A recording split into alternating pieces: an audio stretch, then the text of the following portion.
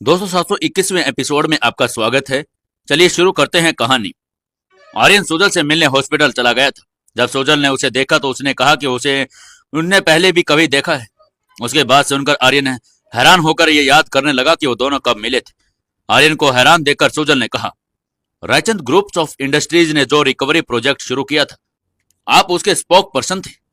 भले ही Raichand group of industries India में कुछ टाइम पहले ही अपना बिजनेस सेटअप करने आई थी, पर इंडिया के बाहर रायचंद ग्रुप ऑफ इंडस्ट्रीज ने बहुत से चैरिटी के काम किए थे, जिसकी वजह से उनका बहुत नाम था। सुजल जिस रिकवरी प्रोजेक्ट की बात कर रही थी, वो प्रोजेक्ट उन्हीं का था, जिनमें उन लोगों की हेल्प की गई जो अपनी फैमिली से बिछड़ गए थे या फिर बेसहारा हो गए थे। उसी प्रोजेक्ट में सुजल भी हेल्प कर रही थी। उसके बाद सुनकर आर्यन ने कहा, मुझे पता है आप मयूरी की फ्रेंड है, मेरा भी कोई बुरा इंटेंशन नहीं है, पर मुझे पता लगा कि उसका कुछ समय पहले एक्सीडेंट हो गया था। वो काफी लंबे समय तक कोमा में थी, आपने ही उसकी जान बचाई। मैं बस यही जानना चाहता हूं कि उस वक्त एक्चुअली हुआ क्या था। आर्यन के मुंह से मयूरी का नाम सुनते ही सुजल ने अपनी बोहें चढ़ा ली और जल्द ही खुद को शांत करते हुए बोली, यह उसका पर्सनल मैटर है मिस्टर रायचंद। अगर आपको उसके बारे में कुछ भी जानना है तो आप उससे पर्सनली मिलकर इस बारे में बात कर सकते हैं। मैं आपको इस बारे में ज्यादा कुछ नहीं बता सकती। उसकी बात सुनकर आर्यन ने कहा, yes I can understand miss Sujal and trust me, मैं भी उसके पर्सनल मैटर में इंटरफेयर नहीं करना चाहता। बस मुझे यह जानना है कि जब आपने उसकी जान बचाई वो किस हालात में थी, क्या उस वक्त उन्होंने कोई स्पेशल रिंग पहनी हुई थी। इतना कहकर उसने अपने फोन में सुजल को क्वींस रिंग्स दिखाई। उसे देखकर सुजल ने कहा, नहीं, ये बहुत ही स्पेशल रिंग है, अगर मैंने इसे देखा होता तो इसे कभी भी नहीं भूलती।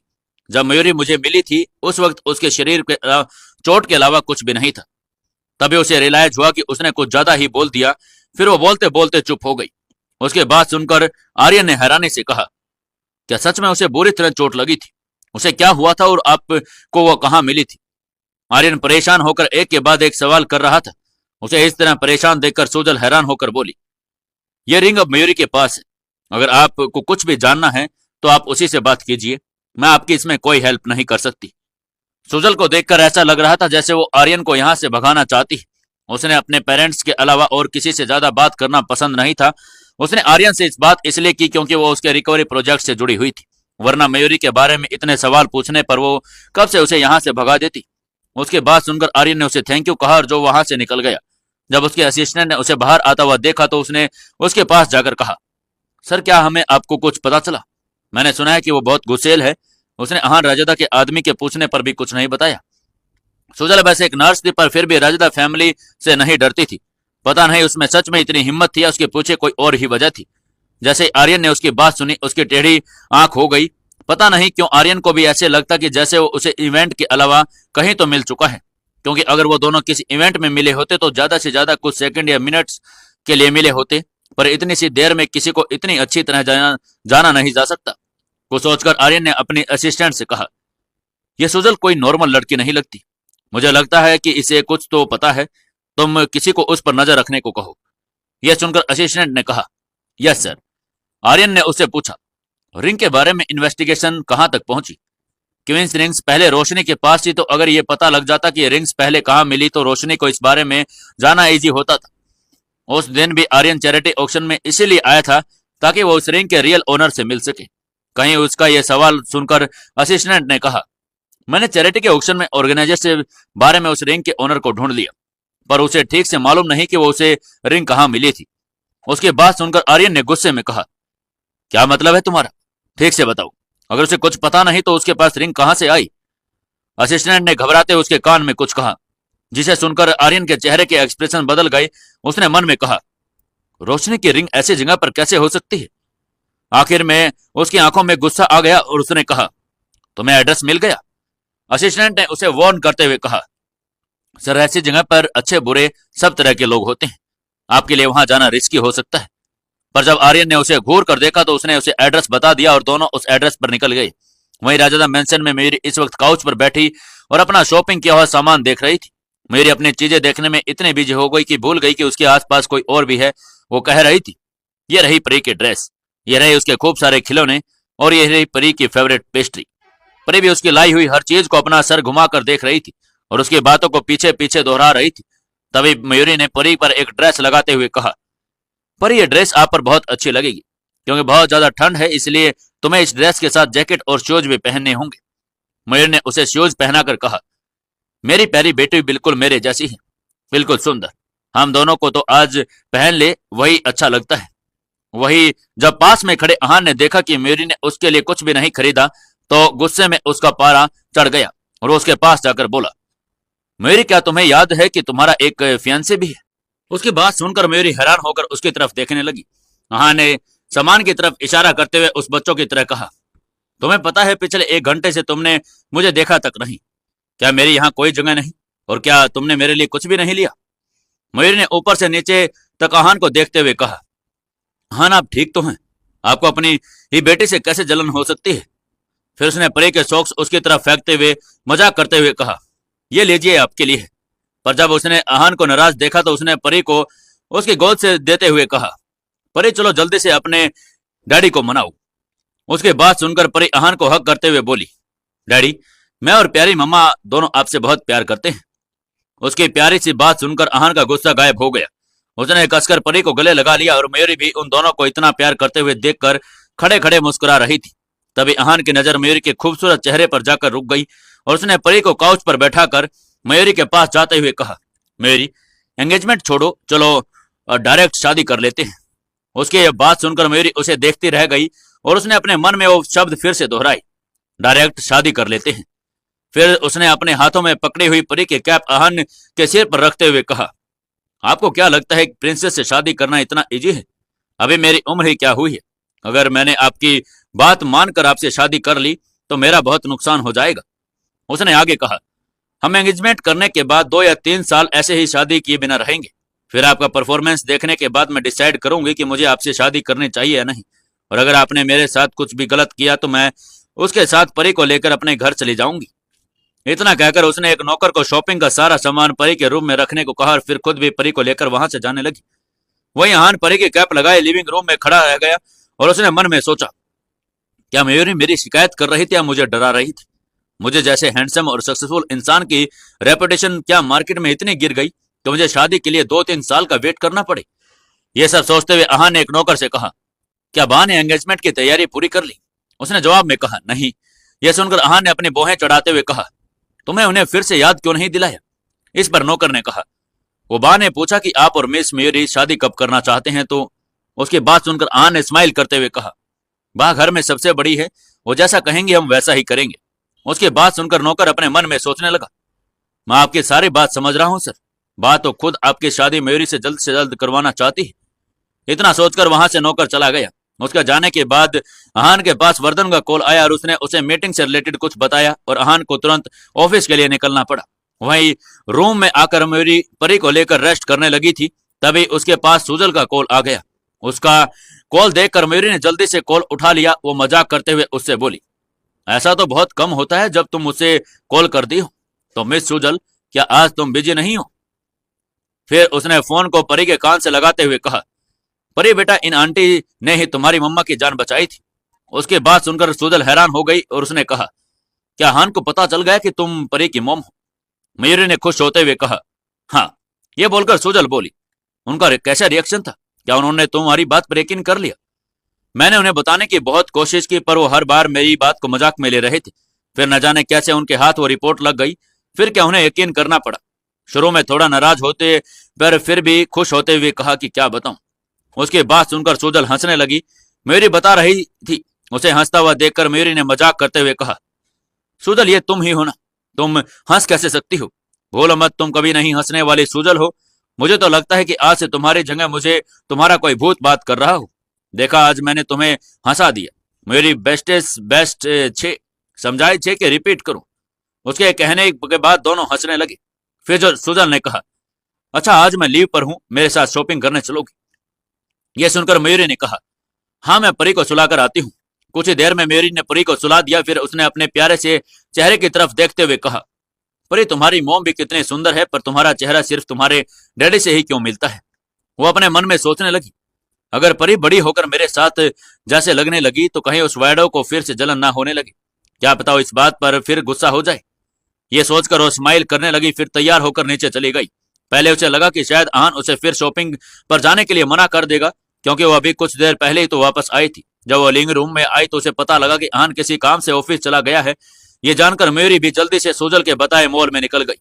वहां पहुंचकर उसने सुजल को हक करते हुए कहा, तुम जैसे बिजी लड़की आज शॉपिंग पर कैसे आ गई? ये सुनकर आज मेरा खुशी से रोने का मन कर रहा है। उस नौटंकी देखकर सुजल ने कहा, अच्छा अब ज्यादा ड्रामा मत करो। अगर तुम्हारे फियांसे ने तुम्हें और मुझे हक करते हुए देख लिया तो जेलस होने लगेगा। बात करते वो दोनों मॉल के अंदर चली गई। तभी मयूरी ने उससे कहा, तुम्हारे पास आज अगर टाइम था तो तुम घर पर रेस्ट ही कर रही थी। मुझे इतनी जल्दी से शॉपिंग पर बुलाने की क्या जरूरत थी? यह सुनकर सुजल के चेहरे के एक्सप्रेशन बदल गई। ऐसा लग रहा था जैसे सुजल सिर्फ शॉपिंग के लिए उससे मिलने नहीं आई थी। तभी उसने कुछ सोचते हुए कहा, वो एक्चुअली मुझे एक इंटरनेशनल कॉन्फ्रेंस के लिए जाना है और मेरे पास एक अच्छी ड्रेस भी नहीं है। क्या सच में सुजल सिर्फ शॉपिंग के लिए आई थी या मयूरी से मिलने की कोई और वजह थी? जानने के लिए जुड़े रहिए हमारी इस कहानी के साथ। चलिए शुरू करते हैं कहानी। मयूरी सुजल से मिलने मॉल में आ गई थी। उसके शॉपिंग की वजह पूछने पर सुजल ने बताया कि उसे एक इंटरनेशनल कॉन्फ्रेंस के लिए जाना है और उसके लिए ड्रेस लेनी थी। मयूरी ने खुश होते हुए कहा, तब तो तुमने बिल्कुल सही इंसान को बुलाया है। ढेर सारी शॉपिंग की और उसके बाद मयूरी ने अपने हाथ में इतने सारे शॉपिंग बैग्स को देखकर कहा, मैं हान को अब बहुत ज्यादा मिस कर रही हूँ। अगर वो यहाँ होते तो ये सारे बैग्स खुद ही उठा लेते। मयूरी उसके बाद सोचकर मन में स्माइल कर रही थी। तभी मयूरी ने कहा, चलो कॉफी पीते हैं। जाकर वो दोनों कॉफी टेबल पर बैठ गए। तभी मयूरी ने अपने बैग्स की तरफ देखते हुए कहा, मुझे लगता है कि मेरा एक शॉपिंग बैग कहीं रह गया। सुजल ने अपना बैग चेक करते हुए कहा, शायद ये तुम्हारी ड्रेस गलती से मेरे पास आ गई होगी। मयूरी ने वो ड्रेस आहान को खुश करने के लिए खरीदी थी। उसने सोचा कि अगर आहान को उसे ड्रेस को देखेगा तो वो बहुत खुश हो जाएगा। तभी कुछ सोचकर उसने सुजल से कहा, सुजल तुम्हें तो कॉन्फ्रेंस अटेंड करना पसंद नहीं था, तो फिर तुम इतनी ज्यादा कॉन्फ्रेंस अटेंड कैसे कर सकती हो? इस पर सुजल ने कहा, इन कॉन्फ्रेंस में ट्रीटमेंट के नए तरीकों और मेडिकल वर्ड में बहुत सारी बातें बताई जाती हैं और साथ ही सर्जरी में काम आने वाली नई थेरेपी के बारे में बताया जाता है, इसलिए मैं वहां जाने लगी हूँ। तभी उसकी नजर मयूरी के हाथ में पहनी हुई उस रिंग पर गई। उसे देखकर उसे कुछ याद आया और उसने कहा, क्या तुम और आर्यन रैनचंद एक दूसरे को जानते हो? उसका यह सवाल सुनकर मयूरी ने कहा, हाँ, उसने मुझे एक बार किडनैप होने से बचाया था। इसके अलावा भी उसने मेरी हेल्प की थी। इसने इधर उधर देखा और फिर कहा, पता नहीं क्यों ये आर्यन रैनचंद मुझे बहुत अजीब लगता है। तुम्हें पता है वो आज भी सुबह मुझसे टकरा गया और जब उसे पता लगा कि मेरी यादाश्त चली गई तो अचानक ही बहुत खुश हो गया। मुझे से बहुत सारे सवाल पूछने लगा। वो बार बार मुझसे मेरे पास्ट के बारे में पूछ रहा था। मुझे समझ नहीं आ रहा कि आखिर उसके दिमाग में चल क्या रहा है। उसके बात सुनकर सुजल उसे कुछ कहने ही वाली थी, पर अचानक उसने खुद को रोक लिया। मयूरी का ध्यान उस ओर नहीं था जो अभी लगातार बोले जा रही थी। कभी कभी तो मुझे लगता है कि आर्यन रायचंद मुझे पसंद करने लगा है। उसके बात सुनकर सुजल खुद को नहीं रोक पाई और बोली, एक्चुअली आज वो मुझसे भी मिलने आया था। उसकी बात सुनकर मयूरी दंग रह गई। क्या? पर वो आगे कुछ बोल पाती उससे ही पहले सुजल ने उससे कहा, उसने जरूर तुमसे कुछ तो सुना होगा, पर उसने उन बातों पर यकीन नहीं। तभी शायद वो मुझसे सच जानने के लिए आया था, पर तुम टेंशन मत लो, मैंने उसे कुछ भी नहीं बताया। उसकी बात सुनकर मयूरी अपने मन में सोचने लगी, आखिर ये आर्यन मेरे बारे में क्या जानना चाहता है? क्या सच में वो मुझे पसंद करता है? कहीं वो मुझसे इंप्रेस कर तो नहीं करना चाहता? सुजल ने उसके चेहरे की ओर देखते हुए कहा, मयूरी, क्या तुम अपनी लाइफ में खुश हो? तुमने मुझे बताया कि आहान तुम्हारे साथ बहुत खुश है और बहुत अच्छे से रहता है, पर क्या तुमने कभी सोचा है कि तुम इतनी जल्दी उसके करीब कैसे आ गई? उसकी बात सुनकर मयूरी अपने मन में सोचने लगी, ये कैसा सवाल है? मैं उनसे प्यार करती हूँ, इसके लिए उनके करीब आ गई। मयूरी आहान से इतना ज्यादा प्यार करती थी कि उसे दूर जाने के ख्याल से उसका दिल कांप जाता था। जबकि आर्यन रायचंद, उसके दिमाग में आज पहली बार आर्यन का ख्याल आया था। उसे उसकी सारी बातें याद आने लगी, कैसे उसने उसके उन गुंडों से जान बचाई, कैसे वो हर वक्त उसे इंप्रेस करने की कोशिश करता है। मयूरी उसे कुछ कहने ही वाली थी, तभी सुजल ने उसे बीच में ही रोक दिया और उसका हाथ पकड़कर बोली, मयूरी, मेरी बात ध्यान से सुनो, इस आर्यन रायचंद से दूर रहो। उसकी बात सुनकर मयूरी हैरानी में उसकी ओर देखने लगी। वो उसे पहली बार इस तरह बात करते हुए देख रही थी। उसे समझ नहीं आ रहा था कि उसके मन में आर्यन को लेकर इतनी नफरत क्यों है, जबकि वो तो उसे ठीक से जानती भी नहीं। सुजल को खुद पर इस वक्त अपनी बातों पर हैरानी हो रही थी। उसने वो बात को संभालते हुए कहा, अब वैसे भी तुम्हारी एंगेजमेंट आहान से होने वाली है, इसलिए तुम्हारा किसी और आदमी के बारे में सोचना या मिलना ठीक नहीं होगा। और वैसे भी रायचंद ग्रुप ऑफ इंडस्ट्रीज तो स्नाया ज्वेलर्स की बिजनेस राइवल है। अगर मीडिया को इस बारे में जरा सी भी भनक लग गई तो बड़ी मिसअंडरस्टैंडिंग हो सकती है। मेरे को भी अब सुजल की बात सही लग रही थी। वो उसे कहने ही वाली थी कि आगे इस बात का पूरा ध्यान रखेगी। तभी उसका फोन रिंग करने लगा। कॉल आहान का था और उसने फोन उठाते ही आहान से कहा, तुम कहाँ हो? यह सवाल सुनकर मयूरी के चेहरे पर स्माइल आ गई और उसने कहा, मैं मॉल के पास हूं। मैंने अभी फिर से बहुत सारी शॉपिंग की, पर मैं इतने सारे शॉपिंग बैग उठाकर नहीं आ पा रही। उसने फिर से अपना ड्रामा शुरू करते हुए कहा, मेरी जैसी नाजुक लड़की इतना सारा वजन नहीं उठा पा रही हान, बस इसलिए मैं अपने प्यारे फियांसे का वेट कर रही थी। सुजल ये उसका अंदाज देखकर हैरान हो गई थी। वहीं मयूरी की बात सुनकर अहान ने कहा, तुम जहां हो वहीं रहना, मैं भी तुम्हें लेने आ रहा हूं। इतना कहकर वो फोन कट करने लगा। तभी मयूरी ने उससे कहा, क्या आपका काम हो गया? अगर आप अभी भी बिजी हैं तो मेरे लिए परेशान मत होइएगा, मैं टैक्सी लेकर घर आ जाऊंगी। अहान उसका ड्रामा अच्छे से समझ रहा था। उसने कहा, कोई जरूरत नहीं है, मैं खुद आकर तुम्हें देखना चाहता हूं कि मेरी प्यारी प्रिंसेस पर कौन से एक्टर का भूत सवार हो गया जो वो इतनी नौटंकी कर रही है। उसके बाद सुनकर मयूरी खिलखिलाकर हंसने लगी और अहान के ख्यालों में खो गई। मयूरी को ऐसे देखकर सुजल ने परेशान होकर कहा, अगर प्यार करने पर किसी लड़की का हाल तुम्हारे जैसा होता है तो मैं अपनी पूरी लाइफ सिंगल रहना पसंद करूंगी। मयूरी ने अपने ख्याल में खोए हुए ही कहा, यही तो प्यार है। वहीं सुजल ने कहा, यह प्यार नहीं बस दिखावा है। तब तो थोड़ा सा दिखावा करने में क्या बुराई है? तुम्हें क्या पता जब किसी पर दिल आता है तो कैसा फील होता है। तुम जानते भी हो कि दो लोग जब एक दूसरे को प्यार करते हैं तो उसका क्या मतलब होता है। एक पल रुककर उसने आगे कहा, जब दो लोग प्यार करते हैं ना तो वो हर काम साथ में करना पसंद करते हैं, साथ में खाना, मूवी देखना और शॉपिंग बैग्स उठाना। मैंने उन्हें यहाँ तक आने की कोई जबरदस्ती नहीं की, बस मैं उन्हें अभी मिलना चाहती थी, इसलिए मैंने उनके सामने थोड़ा सा ड्रामा कर दिया। मुझे सच में उनकी बहुत याद आ रही है। अब तुम्हारा तो कोई बॉयफ्रेंड भी नहीं, वरना तुम्हें कैसे पता चलेगा कि प्यार में एक पल के लिए भी दूर रहना कितना मुश्किल होता है। उसकी प्यार भरी बातें सुनते सुनते सुजल थक गई थी और उसने कहा, अच्छा बाबा अब चुप भी हो जाओ। इस पर मयूरी ने उससे कहा, सुजल सारे दिन पेशेंट्स को देखने से कुछ नहीं मिलने वाला, कुछ देर हॉस्पिटल से बाहर निकल कर तुम भी अपने लिए कोई लड़का देख लो। उसकी बात सुनकर सुजल उसे हैरानी में देखने लगी और उसे ऐसे देखकर मयूरी ने उसे फिर से कहा, अब मुझे ऐसे क्यों देख रही हो? क्या तुमने कभी नहीं सोचा कि तुम्हारी शादी हो और प्यारे प्यारे बच्चे हों? सच कहूं तो तुम बिल्कुल किसी सन्यासी की तरह लगती हो, जिसे इन सब से कोई लेना देना ही नहीं। अगर तुम जैसी सभी नर्स यही सोचने लग गई तो इस दुनिया में बहुत सारे लड़के बैचलर रह जाएंगे। इतना कहकर मयूरी उसके गालों को प्यार से खींचने लगी। उसने आगे कहा, अब मुझे ही देख लो, मैं एक बार मर के फिर से जिंदा हो गई और मैंने अपना सच्चा प्यार भी ढूंढ लिया। और देखो अब मैं अपनी नई जिंदगी में कितनी खुश हूं। सच में सुजल, मैं अपने अहान के साथ बहुत खुश हूं। उसकी बात सुनकर सुजल ने कहा, हाँ मयूरी, अब तुम्हें पूरी तरह अपनी नई जिंदगी पर ध्यान देना है। अच्छा वहां देखो, तुम्हारा फियांसे आ गया। मयूरी ने विंडो के बाहर देखा। अहान को कार से निकलते देखकर उसकी आंखों में चमक आ गई। वो बिल पे करने जल्दी से सुजल के साथ बाहर आई और उसे देखकर अहान ने सारे शॉपिंग बैग्स उससे लिए और उसके सिर पर प्यार से हाथ फेरते हुए उसे बड़ी ही अपनी बाहों में खींच लिया। वही फिर उसने मयूरी को धीरे से कहा, तुमने क्या खरीदा? मयूरी ने स्माइल करते हुए कहा, वो तो सीक्रेट है, मैं वापस चलकर आपको सरप्राइज देना चाहती हूँ। उसकी बात सुनकर अहान के चेहरे पर स्माइल आ गई। तभी सुजल ने उससे कहा, अच्छा तुम लोग एंजॉय करो, मैं अभी डिस्टर्ब नहीं करूंगी। इतना कहकर वो वहां से टैक्सी लेकर चली गई। मयूरी उसे जाता हुआ देखती रही और फिर बोली, पता नहीं सुजल को कब और कैसा लड़का पसंद आएगा। मयूरी की बात सुनकर अहान भी सुजल को जाते देखने लगा। सुजल ने मयूरी की जान बचाई थी, वो उसके बारे में अच्छा ही सोचती थी, इसलिए अहान को मयूरी के उससे मिलने में कोई प्रॉब्लम नहीं थी। तभी मयूरी ने अहान से कहा, अब आप आ ही गए हैं तो अब ऑफिस में कोई जरूरी काम आ गया तो वर्धन भाई और बाबू भाई संभाल लेंगे, तुम टेंशन मत लो। और फिर भी मैं कहीं रहूं, काम से तो दूर नहीं होता। फिर वो दोनों कार में बैठ गए, पर काफी देर बैठने रहने के बाद अहान ने उसे कुछ नहीं कहा। उसका पूरा ध्यान बस अपने लैपटॉप पर था। खुद को इस तरह इग्नोर होते हुए देखकर मयूरी हल्का सा गला साफ करते हुए खांसने लगी। उसे ऐसे करता देखकर अहान ने कहा, अगर तुम्हारा गला ठीक नहीं तो थोड़ा पानी पी लो। इतना कहकर वो अपने लैपटॉप पर काम करने लगा।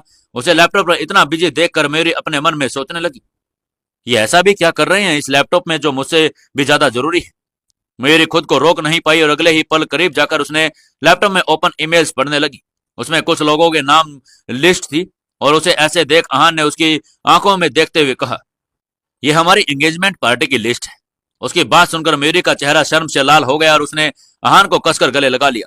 उसे अभी भी यकीन नहीं हो रहा कि अहान उसकी एंगेजमेंट की अनाउंसमेंट करने वाला था। उसने कहा, अहान मुझे चूंटी काटी, कहीं मैं सपना तो नहीं देख रही? नहीं रुकिए, क्यों ना मैं आपको ही चूंटी काट लूं। इतना कहकर उसने तुरंत अहान की उंगली पर जोर से काट लिया। आउच! मयूरी ने सच में अहान को काट लिया था, पर उसे ऐसा मयूरी ने स्माइल करते हुए कहा, अरे ये तो सच में सच है। पहले तो अहान को म्यूरी पर गुस्सा आया, पर जब उसकी आंखों में उससे मिली तो उसका सारा गुस्सा गायब हो गया। उसने मन में कहा, झल्ली, मुझे इसे प्रपोज किए कितना ही टाइम हो गया, अब एंगेजमेंट के लिए इतनी हैरानी वाली कौन सी बात है।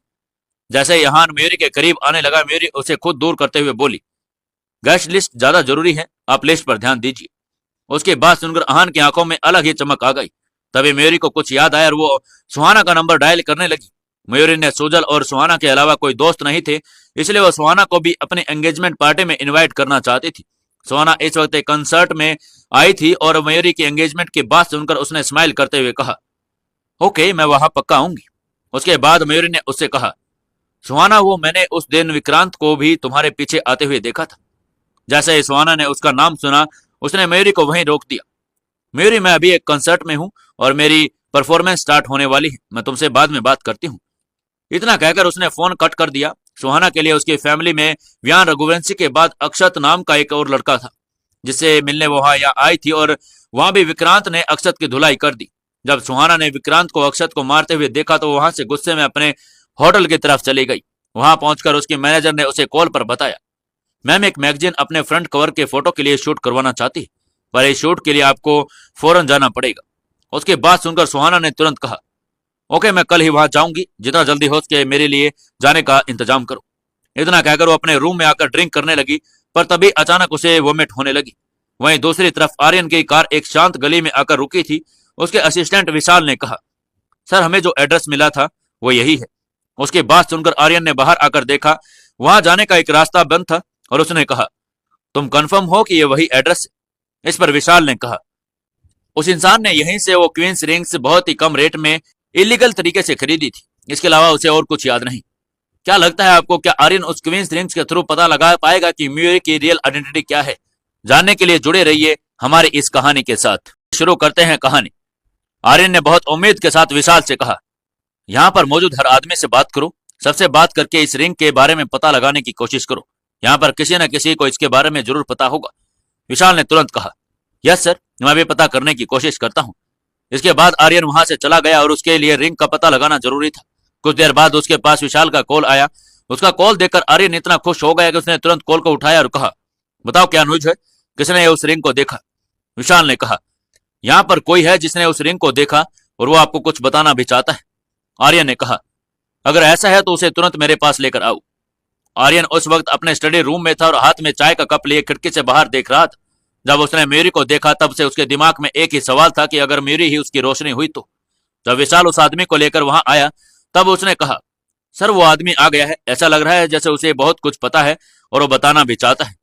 वो आदमी विशाल के साथ आया था, जो करीब 25-26 साल का लड़का था। उसे देखने से ही पता चल रहा था कि वो कहीं का गुंडा ही था। उसके कपड़े मैले थे, उसकी शक्ल देखकर साफ पता लग रहा था कि उसने बहुत दिनों से शेव भी नहीं किया था। आर्यन का बेंगलो बहुत बड़ा था और वहां की चकाचौंध देखकर उस लड़के की आंखें खुली की खुली रह गई। वो आंखें फाड़ फाड़ कर इधर उधर देख रहा था। उसने आज से पहले ऐसा घर कभी नहीं देखा था। जब उसने आर्यन को देखा तो उसने कहा, सर, मैं ही वो लड़का हूं जिसने उस अंगूठी को पहले भी देखा है। इतना बोलने के बाद वो चुप हो गया, लार टपकते हुए आर्यन को देखने लगा। आगे की कोई भी जानकारी देने से पहले वो आर्यन से पैसे चाहता था। आर्यन को उसकी आंखों में लालच साफ नजर आ रहा था और उसने कहा, तुम मुझे खबर दो, मैं तुम्हें पैसे दूंगा। मेरे पास पैसों की कोई कमी नहीं, पर ध्यान रखना, खबर सही होनी चाहिए। यह सुनकर उस लड़के ने कहा, सर, आप बिल्कुल चिंता मत कीजिए, मैंने आज तक जो खबर दी वो सही हुई है। मेरे ग्रुप में एक लड़का है जिसका नाम चिंटू है। वहां उस पर अंगूठी को इस चिंटू ने ही बेचा था। जब से उसकी 10 करोड़ में बिक जाने की खबर मिली तब से रोज मेरा दिमाग खाता है और कहता है कि उसके हाथ से 10 करोड़ निकल गई। उसे इस बात का बहुत अफसोस है। आर्यन ने कहा, वो चिंटू के पास वो अंगूठी कहां से आई? आर्यन जिस तरह से उसे घूर रहा था वो घबरा गया और उसने अपने कदम पीछे लेते हुए कहा, वो ये मुझे नहीं पता। आपको ये जानना है तो ना कि वो अंगूठी वहां पर कैसे आई, तो ये मैंने आपको बता दिया, इसके आगे मुझे कुछ नहीं पता। आर्यन ने कुछ सोचा और कहा, तुम्हें चिंटू का तो पता मालूम होगा। उस लड़के ने कहा, हाँ पता है, पर वो अपने गांव गया था, पता नहीं वापस आया कि नहीं। आर्यन ने कहा, तो फिर उसका गांव कौन सा है और वहां उसका घर कहाँ है, उसका पता दो। उस लड़के ने हाथ जोड़े और कहा, सर, हम साथ में काम करते हैं पर हम इतने अच्छे दोस्त नहीं हैं। मुझे ना उसके गांव के बारे में पता है और ना ही वहां का पता है। आर्यन को अब इरिटेशन होने लगी थी। उसने अपनी मुट्ठी टाइट कर ली और लंबी गहरी सांस लेने के बाद बोला, वो यहाँ कहाँ रहता है, ये तो पता ही होगा। उस लड़के ने कहा, हाँ यहाँ का पता मुझे मालूम है। उसके बाद उस लड़के ने आर्यन का पता बताया और उसके उम्मीद भरोसे देखने लगा। अब उसे अपना पैसा चाहिए था। तभी आर्यन ने विशाल से कहा, तुरंत इस पते पर जाओ और देखो कि वहां चिंटू नाम का कोई लड़का रहता है या ये फिर नाटक कर रहा है। जब आर्यन ने उसकी नजरों में उस लड़के को देख रही थी तब उसने कहा, सर मुझे जितनी बात पता थी मैंने सब आपको सच सच बता दी, इसके आगे मैं कुछ नहीं जानता हूं। आर्यन ने विशाल से कहा, इस पर नजर रखना और जल्दी से चिंटू का पता लगाओ। Okay sir. इतना कहकर विशाल उस लड़के को लेकर वहां से चला गया। उसके जाने के बाद आर्यन फिर खिड़की के बाहर देखने लगा और ख्यालों में खो गया। और जब भी मेरी और आन को एक साथ देखता उसके मन में सिर्फ यही ख्याल आता कि कहीं वो रोशनी को फिर से ना खो दे। मेरी ही रोशनी है या नहीं, ये बात पता करने के लिए उसने कुछ क्वींस रिंग्स के बारे में पता होना जरूरी था और क्वींस रिंग्स ही आखिरी सुराग था जिसे इस बारे में पता चल सकता था। उधर राजदा मैंसन में मेरी अपने रूम में थी और सोने की तैयारी कर रही थी। दिन भर शॉपिंग करने के बाद वो थक चुकी थी और इस वक्त उसे अपने ब्यूटी स्लीप के अलावा कुछ नजर नहीं आ रहा था। वो सोने ही वाली थी। इतने में उसके दरवाजे पर नोक हुई। मयूरी जानते थे कि इस वक्त अहान के अलावा और कोई नहीं हो सकता। उसने कहा, अहान मैं सो चुकी हूं, आप यहां से जा सकते हैं। अहान ने कहा, मयूरी दरवाजा खोलो वरना मैं तोड़कर अंदर आ जाऊंगा। मयूरी ने कहा, मैंने कहा ना मैं सो गई हूं। अहान ने एक बार फिर कहा, मयूरी मुझे गुस्सा मत दिलाओ, तुम जानती हो अगर मुझे गुस्सा आ गया तो फिर क्या होगा। मयूरी उसके डर से बहुत डरती थी और फिर उसने कुछ सोचा और कहा, जाइए कर लीजिए जिस पर गुस्सा करना है, मैं दरवाजा नहीं खोलूंगी। मयूरी ने बात तो कह दी पर उसे खुद डर गई थी। अहान की कोई आवाज ना सुनकर उसे अजीब लगने लगा। वो जानती थी कि अहान ऐसा नहीं कि चुपचाप वहां से चला जाएगा। मयूरी दरवाजे के पास आई। उसने कान लगाकर सुनने की कोशिश की पर उसने कुछ सुनाई नहीं दिया। मयूरी डर गई। उसने डर के मारे दरवाजा खोल दिया और कहा, अहान। तभी अहान साइड से आए और उसने मयूरी की कमर पकड़ते हुए कहा, यस। मयूरी को अहान की हरकत पर गुस्सा आ गया था और उसने कहा, अहान आप इतनी रात को मेरे साथ क्या मजाक करने आए हैं। इस पर अहान ने कहा, मजाक मैंने किया या तुम कर रही थी, दरवाजा खोलने में इतने नाटक कौन करता है। मयूरी ने कुछ नहीं कहा, बस अपना मुंह चढ़ाकर दूसरी तरफ देखने लगी। यह देखकर अहान ने कहा, अच्छा बाबा सॉरी गलती हो गई। मयूरी ने उसकी तरफ देखा और मुस्कुराते हुए बोली, अच्छा ठीक है अब बताइए आप यहाँ क्यों आए हैं। इतना कहने के बाद मयूरी ने अपना आपको अहान की पकड़ से छुड़वाया और अंदर आ गई। अहान भी उसके पीछे आने लगा और उसने कहा, तुमसे मिलने और अपना सरप्राइज जानने के लिए। मयूरी ने बेड पर लेटते हुए उससे कहा, आज मैं बहुत थक गई हूं, आपको आपका सरप्राइज कल मिलेगा। रात बहुत हो चुकी थी तो मयूरी जानती थी कि अगर इस वक्त उसने गलती से भी वो ड्रेस पहन ली तो फिर उस रात खराब हो जाएगी। वो अपने आप को बचाना चाहती थी और ड्रेस को इस वक्त न पहनने पर और अब अहान को जल्दी से मान जाए ऐसा हो जाए। पर अहान उसकी बात मानने के मूड में नहीं था। वो खुद अलमारी खोलकर खड़ा हो गया और मयूरी के शॉपिंग बैग्स देखने लगा। मयूरी ने एक ही दिन में 2 बार शॉपिंग की पर वो सिर्फ उसके लिए और परी के लिए ही सामान लाई थी। उसमें अहान के लिए कुछ भी नहीं था तो फिर उसके लिए कैसा सरप्राइज हो सकता था। उसने कहा, मयूरी तुम मुझे सरप्राइज करना चाहती हो या फिर गुस्सा, शायद तुम मुझे पसंद नहीं करती हो। यह सुनकर मयूरी ने तुरंत कहा, नहीं नहीं मैं आपको बहुत पसंद करती हूँ और आपके लिए ही सरप्राइज लाई हूँ। अहान ने गुस्से में कहा, अगर तुम मेरे लिए सरप्राइज लाई हो तो फिर कहाँ है, मुझे तो कुछ दिखाई नहीं दे रहा।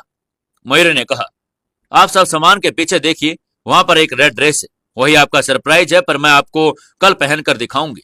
यह सुनकर अहान मयूरी को घूरने लगा और उसने कहा, रेड ड्रेस। इसके बाद वो अलमारी के पीछे देखने लगा। जैसे ही वो ड्रेस मिली उसने उसे देखकर उसकी आंखों में चमक आ गई। वो ड्रेस बहुत ही सुंदर और हॉट थी और अहान जानता था कि इस ड्रेस में मयूरी बहुत ज्यादा सुंदर लगेगी। उसने तुरंत कहा, मयूरी तुम्हें यह ड्रेस मुझे अभी पहनकर दिखानी पड़ेगी। नहीं मैं थक गई हूं, मैं ऐसा करने की बिल्कुल हिम्मत नहीं, मैं कल पहन लूंगी। मयूरी इस बात के लिए मना करना चाहती थी पर अहान उसकी बात सुनने के मूड में नहीं था। वो उसके पास आया और उसकी तरफ देखते हुए उसने कहा, मयूरी क्या तुम्हें लगता है कि तुम्हारे पास मेरी बात मानने के अलावा कोई और ऑप्शन है। मयूरी ने ब्लैंकेट में अपना मुंह ढका और कहा, मैं सो चुकी हूं, आप भी सो जाओ, हम कल बात करेंगे। अहान ने एक पल के लिए कुछ नहीं कहा, फिर उसके बाद उसने कहा, मयूरी क्या तुम सो गई। मयूरी ने कहा, हाँ। बोलते ही मयूरी को अपनी गलती एहसास हो गया और उसने जेब निकाल दी। नींद में कोई इंसान कैसे जवाब दे सकता है। अहान ने कहा, चलो अब उठो और ये ड्रेस पहन कर आओ। मयूरी ने ब्लैंकेट मुंह से उठाया और मासूम चेहरा बनाते हुए कहा, मैं थक गई हूं, मुझे सच में चेंज करने की हिम्मत नहीं। मयूरी तुम खुद चेंज करके आ रही हो या फिर मैं तुम्हारी ड्रेस चेंज करूं। हाँ ने जैसे ये बात बोली, मयूरी उठकर खड़ी हो गई और तुरंत ड्रेस लेकर बाथरूम में भाग गई। ड्रेस चेंज करने के बाद वो बाहर नहीं आई, बल्कि उसने अपने अंदर से ही कहा, मैं बाहर तभी आऊंगी जब आप बस देखकर मुझे सोने देंगे। मैं बहुत थक चुकी हूं और कल के लिए मुझे रेस्ट चाहिए। यह सुनकर अहान ने कहा, ठीक है तुम बाहर आ जाओ, मैं बस तुम्हें एक बार देखूंगा और फिर तुम्हें सोने दूंगा। वादा कीजिए। यह सुनकर अहान ने कहा, पक्का वादा। जब मयूरी ने उसके बात पर विश्वास हो गया तो बाहर आ गई। उसे देखकर अहान की आंखें खुली की खुली रह गई। वो बहुत खूबसूरत लग रही थी। ड्रेस परफेक्ट फिटिंग की थी, इसलिए उसने मयूरी के कर्व्स अच्छे से नजर आ रहे थे। अहान ने आहें भरते हुए कहा, वाह मयूरी, क्या तुम्हें कोई अंदाजा है कि तुम कितनी खूबसूरत लग रही हो? मयूरी उसके एक्सप्रेशन देखकर शर्मा रही थी। जितनी लाल ड्रेस उसके चेहरे पर, उसका चेहरा लाल हो गया था। मयूरी ने आंखें झुकाई हुई पूछा, तो आपको सरप्राइज कैसा लगा? बहुत ज्यादा खूबसूरत। मैं कभी सोच भी नहीं सकता था कि तुम मुझे ऐसा सरप्राइज दोगी। अहान खुश था कि यह जानकर मयूरी भी बहुत खुश हो गई, पर फिर उसने कहा, लेकिन मैं ये ड्रेस पहनकर कहीं बाहर नहीं जाऊंगी। यह सुनकर अहान ने तुरंत बोला, मैं तुम्हें यह ड्रेस कहीं बाहर पहनने भी नहीं दूंगा। इस ड्रेस में तुम्हें देखने का हक सिर्फ मेरा है, पर मुझे अच्छे से देखने तो दो। मयूरी झट से बोली, आपने देख तो लिया, अब मुझे सोने दीजिए। आप अपने वादे से मुकर नहीं सकते। अहान ने उसे कहा, मैं अपने वादे से नहीं मुकर रहा, मैं तुम्हें सोने दूंगा, पर एक बार मुझे अच्छे से देखने दो। हबी प्लीज मुझे सोने दीजिए। हबी। ये शब्द सुनकर अहान को किसी की याद आ गई, पर वो आगे बढ़ चुका था, इसलिए उसने पीछे मुड़कर उन यादों को ताजा करने की जरूरत नहीं थी। मयूरी उसे खुश करने के लिए इतनी खूबसूरत ड्रेस में उसके सामने खड़ी थी, तो अगर अपना अतीत याद करके उदास हो जाता तो मयूरी का दिल टूट जाता, और अहान ऐसा नहीं करना चाहता था। तभी अहान ने कहा, मैं बस तुम्हें देखना ही तो चाहता हूं, इसमें गलत क्या है? मयूरी ने अब धीमे सी आवाज में कहा, इसमें गलत कुछ नहीं, मैं बस थक गई हूं इसलिए सोना चाहती हूँ। ठीक है तुम सो सकती हो, पर मुझे लगता है कि शायद तुम्हें आज अकेले नींद न आए, इसलिए मैं भी तुम्हारे साथ सो जाता हूँ। यह सुनकर मयूरी तुरंत दूर होते हुए बोली, नहीं इसकी कोई जरूरत नहीं, आप अपने रूम में जा सकते हैं। पर अहान अपनी बात पर अड़ा रहा। उसने कहा, नहीं नहीं, अब मैं यहीं सोऊंगा। इतना कहने के बाद वो उसके करीब आने लगा। जैसे वो मयूरी के करीब आ रहा था, मयूरी के दिल की धड़कनें बढ़ती जा रही थी। जब वो उसके बहुत करीब था, तभी दरवाजे पर नॉक हुआ। इतनी रात को मयूरी के कमरे में कौन आ गया था? जानने के लिए जुड़े रहिए हमारी इस कहानी के साथ। दोस्तों 724वें एपिसोड में आपका स्वागत है। चलिए शुरू करते हैं कहानी।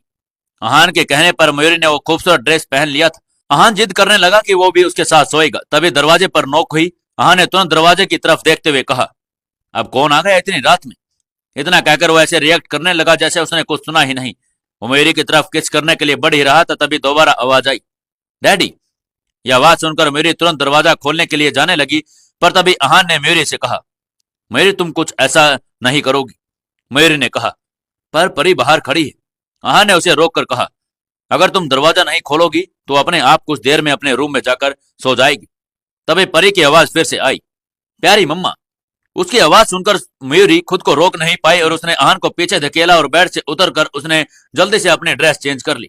फिर बिना एक बार भी अहान की तरफ देखे सीधा दरवाजा खोल दिया। उसे देखकर परी ने बहुत ही प्यार से कहा, प्यारी मम्मा, मुझे अपनी गोद में ले लो।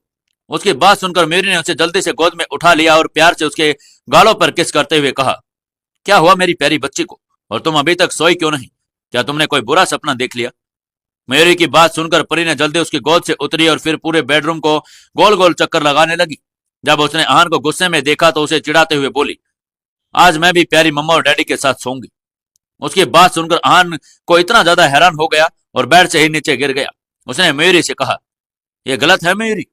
मयूरी को समझ नहीं आ रहा कि वो किस बात की माने। उसने अहान से कहा, अहान परी आपकी बेटी है और वो भी बहुत छोटी है। अहान ने कहा, हाँ मुझे पता है वो बहुत छोटी है, पर तुम इतने साल उससे दूर रही तो इसका मतलब ये तो नहीं कि वो सारा प्यार उसे एक ही बार में दे दोगी। ऐसे तो तुम उसे बिगाड़ दोगी। फिर उसने मयूरी के फोरहेड पर किस करते हुए कहा, मयूरी, परी को प्यार करने के लिए तुम्हारे पास पूरी लाइफ है, इसलिए मेरी बात मानो और अभी के लिए हम सीमा को बुला देते हैं। वो परी को उसके रूम में सुला देगी। सीमा अहान के घर की काफी समय से काम कर रही थी। जब परी को इस बात सुनी तो वो जल्दी से बेड पर चढ़ गई और ब्लैंकेट खींचते हुए बोली, प्यारी मम्मा, रात हो गई है, चलो हम दोनों सोते हैं। मयूरी ने जब अहान को गुस्से में देखा तो परी घबराते हुए उसके गाल लगते हुए बोली, अहान मान जाइए ना, परी आपकी ही तो बेटी है, कोई पड़ोसियों की तो नहीं जो आप इतना गुस्सा कर रहे हैं। बस एक ही रात की तो बात है, मैं कल उसे समझा दूंगी। उसकी बात सुनकर अहान थोड़ा शांत हुआ और फिर मयूरी को भी परी को लेकर सोने लगी तभी परी ने कहा, अब प्यारी प्यारी मम्मा के साथ सोएंगी। तभी पीछे से आवाज आई, और डैडी भी। जल्द ही परी गहरी नींद में सो गई। मयूरी उसे प्यार से देख रही थी, तभी उसने देखा कि आहान उठकर बैठ गया था और उसने उससे कहा, क्या हुआ, आप अभी तक सोए नहीं? उसकी बात सुनकर आहान मयूरी के करीब जाने लगा और उसे अपने करीब आते हुए देखकर मयूरी बोली, ये आप क्या कर रहे हैं? आहान, परी अभी यहीं। आहान ने उसकी आंखों में देखते हुए कहा, मैं तो बस अपना काम कर रहा हूं। पर जैसे उसके करीब गया तभी अचानक से एक आवाज आई। मयूरी ने आहान से कहा, क्या आपको कुछ सुनाई दिया? आहान को लगा मयूरी कोई बहाना बना रही है, तो उसने कहा, मुझे अब तुम्हारे अलावा ना कोई सुनाई देता है ना ही कुछ दिखाई देता है। पर अगले ही पल परी के रोने की आवाज आई, जो बेड से नीचे गिर गई थी। परी बेड के एक तरफ सोई थी और बीच में मयूरी और दूसरी तरफ आहान था। मयूरी ने जल्दी से आहान को खुद से दूर करके परी को उठाया और उसे चुप कराते हुए सुलाने लगी। आहान ने मयूरी से कहा, अच्छा कोई बात नहीं, तुम परी को सुला दो, मैं शॉवर लेकर आता हूँ। शावर लेकर आहान जब बाथरूम से बाहर निकला तो मयूरी और परी दोनों एक दूसरे को गले लगाए आराम से सो रहे थे। उन्हें देख आहान के चेहरे पर स्माइल आ गई। उसने पहले मयूरी के फोरहेड पर किस किया और फिर परी को किस कर लिया। आहान ने परी के गालों को प्यार से खींचते हुए कहा, तुम बिल्कुल अपनी मम्मा पर गई हो। तभी परी ने नींद में कहा, ये देखकर आहान स्माइल करने लगा। पर तभी उसे डीएनए रिपोर्ट्स पर ध्यान आया। वो रूम के लाइट्स ऑफ करके धीरे से रूम में बाहर आ गया। वो स्टडी रूम में चला गया। कुछ देर बाद वर्धन भी वहां आ गया। उसने कहा, मैंने किसी को बैंक में इस बारे में पता करने को कहा था। वो बैंक अकाउंट मिस मयूरी ने ही ओपन करवाया था और बैंक का लॉकर पिछले 4 सालों से रेंट पर लिया हुआ था। वो भी मिस मयूरी के नाम से ही रजिस्टर्ड है।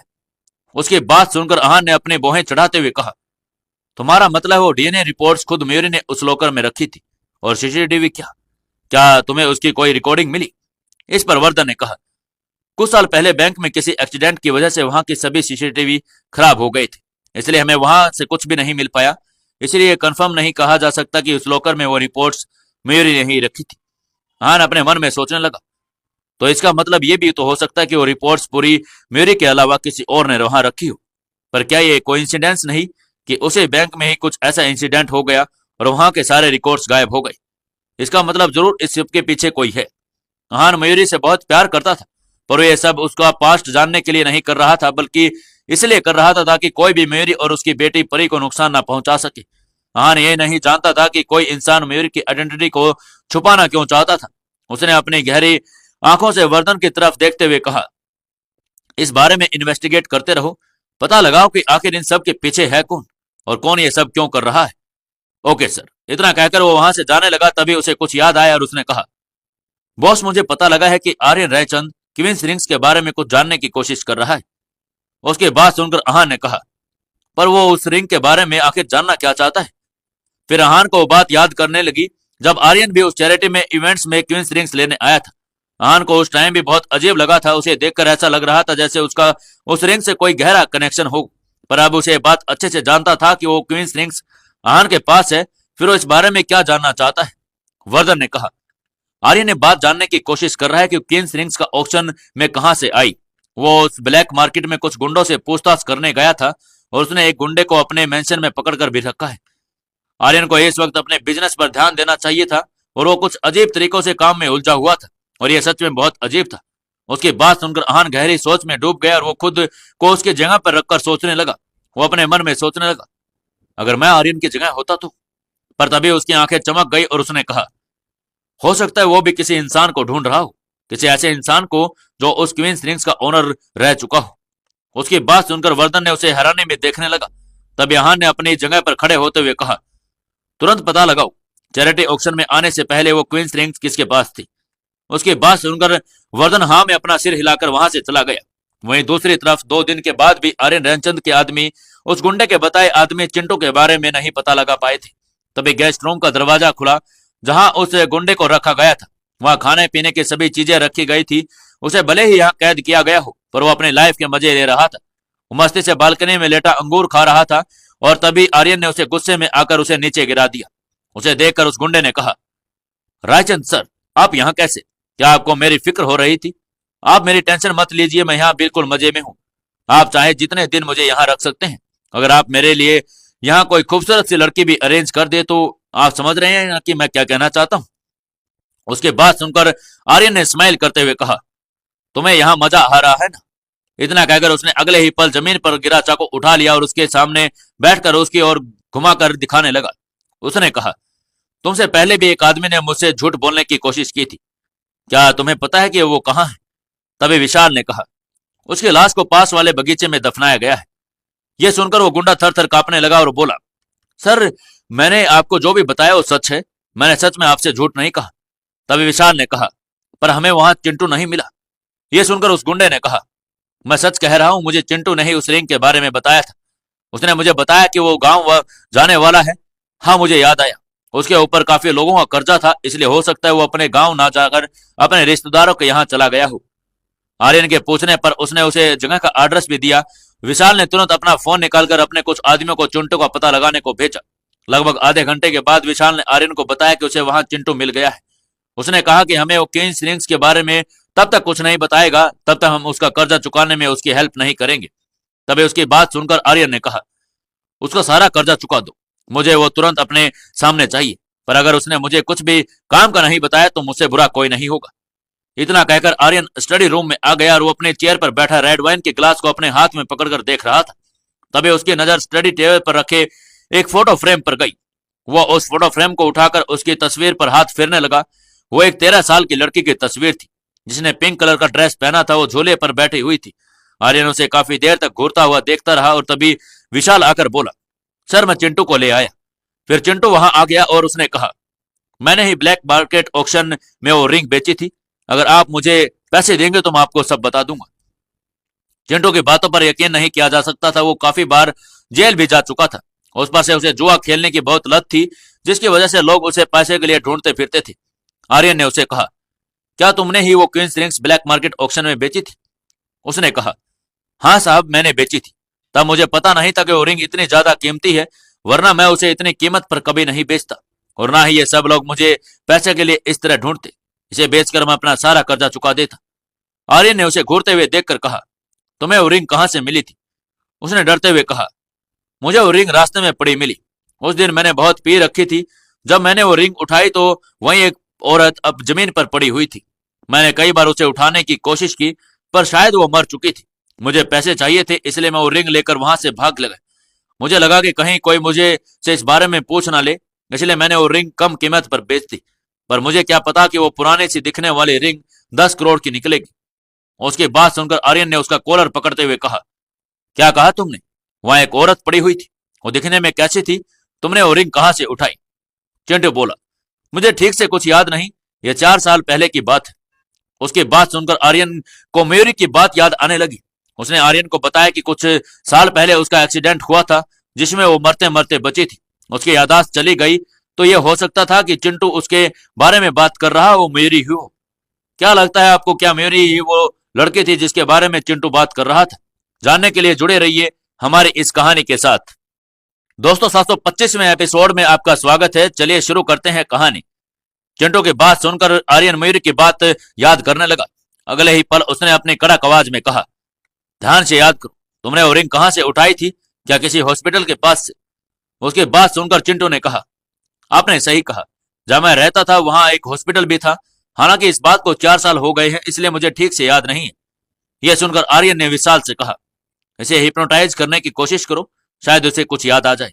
फिर उसने एक 10 लाख रुपए का चेक चिंटू की तरफ बढ़ाते हुए कहा, अगर तुम्हें याद आ गया तो तुमने वो रिंग कहां से उठाई, तो ये 10 लाख रुपए तुम्हारे नाम का इनाम होगा। चिंटू ने वो देखकर कहा, साहब, मैं आपको निराश नहीं करूंगा। चिंटू हिप्नोटाइज करने वाले आदमी के साथ उस जगह पर चला गया। आर्यन और विशाल भी उसके साथ वहां चले गए थे। वहां पर चिंटू ने कहा, मैं इसी जगह पर रहता था, पर अब ये बिल्डिंग सील कर दी गई, क्योंकि ये किसी वक्त ढह सकती थी। इस पर विशाल ने आर्यन से पास जाकर कहा, मैंने आसपास के लोगों से पूछकर पता लगाया कि चिंटू यहीं रहता था। वो एक अच्छा आदमी नहीं था, वो बूढ़े लोगों का ध्यान रखता था। बूढ़े लोग इसलिए जानते थे क्योंकि बिल्डिंग में लिफ्ट ना होने की वजह से वो उन्हें उनके घर तक छोड़ने की मदद करता था। फिर उसने कुछ देर रुककर कहा, यहाँ से हॉस्पिटल 10 मिनट की दूरी पर है, और ये वही हॉस्पिटल है जहां मिस मयूरी की फ्रेंड सुजल काम करती है। उसकी बात सुनकर आर्यन ने अपने मन में सोचा, इसका मतलब सुजल सही कह रही थी, उसे मयूरी उसके हॉस्पिटल के पास मिली थी। तो इसका मतलब चिंटू ने जिस लड़की को देखा वो मयूरी ही थी। उसके हाथों में इस वक्त रिंग इसलिए नहीं क्योंकि उसे चिंटू ने पहले ही उसे ले लिया था। हिप्नोटाइज करने वाला आदमी लगातार उससे सवाल कर रहा था। चिंटू भी उसका सही सही जवाब दे रहा था। तभी चिंटू की आंखों में चमक आ गई। वो वहां से भागता हुआ हॉस्पिटल के सामने आ गया जहां सुजल काम करती थी। आर्यन और विशाल भी उसका पीछा करते हुए वहां तक आ गई। वो एक जगह के पास जाकर बोला, बिल्कुल इसी जगह। मैं उस दिन नशे में इसी दीवार का सहारा लेकर खड़ा था। तभी मेरी नजर पास पर गिरी एक रिंग पर पड़ी। जब मैं उसे उठाने लगा तो वहां एक लड़की गिरी पड़ी थी। काफी अंधेरा था, इसलिए मैं उसका चेहरा ठीक से नहीं देख पाया। मुझे बस इतना याद है कि वो खून से लथपथ पड़ी थी। मैंने उसे कई बार आवाज लगाई, वो हिली तक नहीं। मैं किसी झमेले में नहीं फंसना चाहता था, इसलिए वो रिंग लेकर वहां से भाग गया। हाँ, जब मैं उस जगह से भाग रहा था तो मैं किसी लड़की से टकरा गया था। वो शायद जमीन पर गिरी लड़की की मदद करना चाहती हूँ, विशाल ने कहा। बॉस, शायद ये सही कह रहा है। चिंटू जिस लड़की के बारे में बात कर रहा था शायद वो लड़की सुजल ही थी। इस वक्त सारे सबूत यही बता रहे थे कि आर्यन जिस लड़की को ढूंढ रहा था वो मेरी ही थी। और अगर आर्यन के नजरिए से कहा जाए तो वो उसकी रोशनी थी। ये सोचते हुए आर्यन की आंखों में चमक आ गई। लगभग 10 साल बीत चुके थे और वह अंदाजा भी नहीं लगा पा रहा था कि उसकी रोशनी एग्जैक्टली कैसे दिखती है। वो इतने सालों में कितनी बदल गई होगी। ये सोचते ही आर्यन के चेहरे पर स्माइल आ गई और बिल्कुल रियल थी। इससे पहले कि विशाल उसे कुछ कह पाता, वो अपनी कार लेकर स्नेहा ज्वेलर्स की तरफ चला गया। वहीं दूसरी तरफ आहान अपने कैबिन में बैठा कुछ जरूरी डॉक्यूमेंट साइन कर रहा था। रिया भी उसके पास खड़ी थी। तभी वर्धन ने आकर कहा, सर आपने मुझे जो पता करने के लिए कहा था, मुझे उस बारे में आपको कुछ बताना है। आपने जो क्वींस रिंग चैरिटी ऑक्शन से खरीदी ही, उसे कुछ लोगों ने ब्लैक मार्केट ऑक्शन में खरीदा था। इन्वेस्टिगेशन में करने पर पता लगा कि लीगली उस रिंग को काफी समय पहले एक लड़की ने खरीदा था। आहान ने अपने हाथ में पकड़े पेन को नीचे रख वर्धन की तरफ देखते हुए कहा, कौन थी वो लड़की? वर्धन ने कहा, यह तो नहीं पता लगा पाया है, पर इतना पता है कि जब उस लड़की ने वो रिंग खरीदी तो वो 12 से 13 साल की थी। अपने अपने हाथ में पकड़े डॉक्यूमेंट्स को आहान के सामने रखते हुए कहा, इस बात को लगभग 10 साल बीत चुके हैं। हमें ये भी नहीं पता कि इतने सालों में इस रिंग को किसी और ने खरीदा या बेचा है या नहीं। उसके बाद सुनकर आहान सोचने लगा, 13 साल की लड़की, इसका मतलब वो 23 साल की हो चुकी। क्या आर्यन रामचंद उसी लड़की को ढूंढ रहा है? आहान उन डॉक्यूमेंट्स को देखते हुए कहा, क्या ऑक्शन हाउस में सिर्फ यही रिकॉर्ड्स मिले? वर्धन ने कहा, यस सर, बस यही पता लगा है। सर क्या हमें अभी इसके बारे में कुछ और पता लगाने की कोशिश करनी चाहिए? उसकी बात सुनकर आहान ने अपने सामने रखे फाइल को बंद करते हुए कहा, इसकी कोई जरूरत नहीं, ये आर्यन रायचंद का पर्सनल मैटर है। यस सर, आहान ने उससे कहा। बाबू भाई से कहना कि मुझे उसका नया प्रोजेक्ट को लेकर वो आइडिया बिल्कुल पसंद आया। मैं भी पर्सनली उनसे मिलने गया था, पर वो मुझे वहां नहीं दिखे, इसलिए मेरा मैसेज तुम्हें उन तक दे देना। Okay sir. इतना कहकर वर्धन वहां से चला गया। तभी आहान ने रिया की तरफ देखते हुए कहा, क्या आज वैलेंटाइंस डे है? रिया ने हैरान होते हुए सोचा, हाँ सर, वैलेंटाइन डे किसी के साथ सेलिब्रेट करने वाले? मयूरी। फिर उसने तुरंत कहा, यस सर, आज वैलेंटाइंस डे है, क्या मैं आपकी तरफ से बकेट ऑर्डर कर दूं? आहान ने नाराज होते हुए कहा, वो तो मैं पहले ही भेज चुका हूं। उसकी बात सुनकर रिया अपने मन में सोचने लगी, सर मैं तो अभी खुद से सिंगल हूं, मुझे क्या पता वैलेंटाइंस डे पर बारे में। फिर उसने कुछ सोचते हुए कहा, सर चॉकलेट कैसी रहेगी? आहान ने कहा, अरे वो बिल्कुल पसंद नहीं। उसे देखकर ऐसा लग रहा था जैसे वैलेंटाइंस डे का गिफ्ट देना उसके लिए इंटरनेशनल बिजनेस करने से भी ज्यादा मुश्किल भरा काम हो। फिर आहान को आज तक नहीं बल्कि दो दो लड़कियों को इम्प्रेस करना था, एक उसकी बेटी परी को और दूसरी मयूरी को। उसके लिए परी को इम्प्रेस करना इसलिए जरूरी था क्योंकि वो वैलेंटाइंस डे पर अपना क्वालिटी टाइम मयूरी के साथ बिताना चाहता था। आहान को कुछ समझ नहीं आ रहा था, इसलिए वो इंटरनेट पर सबके बारे में पता करने की कोशिश करने लगा, पर उसे वहां कोई भी अच्छा आइडिया नहीं मिला। आहान ने अपने मन में सोचा, गिफ्ट खरीदना तो बहुत इजी है, पर क्या वो गिफ्ट मेरी को पसंद आया? अब मैं क्या करूं?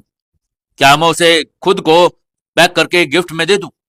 उसे यही आइडिया सबसे बेस्ट लगा। उसने सोचा कि मेरी उससे बहुत प्यार करती है तो वो उसके साथ क्वालिटी टाइम स्पेंड करेगा तो उसे बहुत अच्छा लगेगा।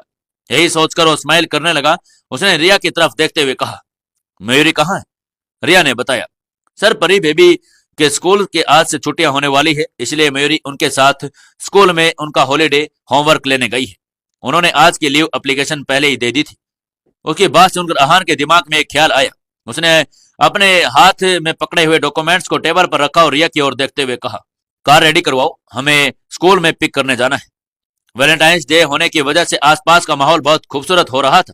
रास्ते में चारों तरफ रंग बिरंगे गुब्बारे थे। पहले परी कुछ जानती नहीं थी, पर अब वो थोड़ी समझदार हो गई थी। वो उन सब चीजों को देखते हुए मयूरी से कह रही थी, प्यारी मम्मा, क्या हम इसे खा सकते हैं?